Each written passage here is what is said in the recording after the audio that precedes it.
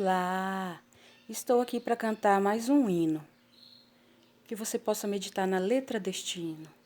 Um homem atormentado com espíritos do mal, um poderoso rei, tinha tudo menos paz. Alguém o aconselhou, chame a Davi para tocar a harpa. Então tocou Davi tua harpa, louvando ao Senhor. O som do seu louvor fez o inferno se calar, e o céu desceu naquele lugar, trazendo paz ao rei. Como é poderoso o louvor, ao som do teu louvor.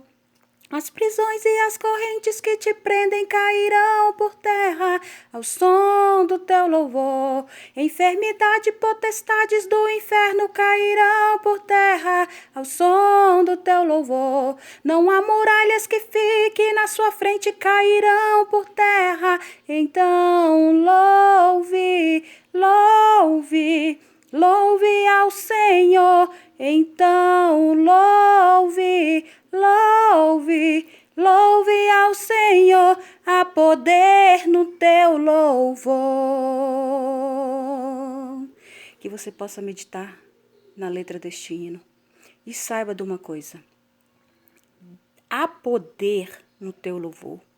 O teu louvor pode transformar vidas. O teu louvor pode tirar vidas da cadeia, das prisões. Pode curar, salvar, libertar e transformar vidas.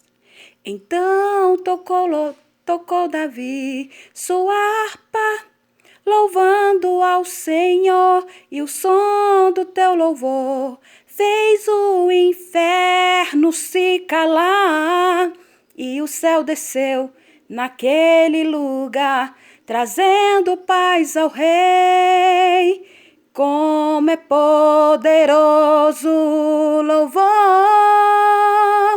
ao som do teu louvor. As prisões e as correntes que te prendem cairão por terra, ao som do teu louvor. Não há muralhas que fiquem na sua frente, cairão por terra. Então louve, louve, louve ao Senhor.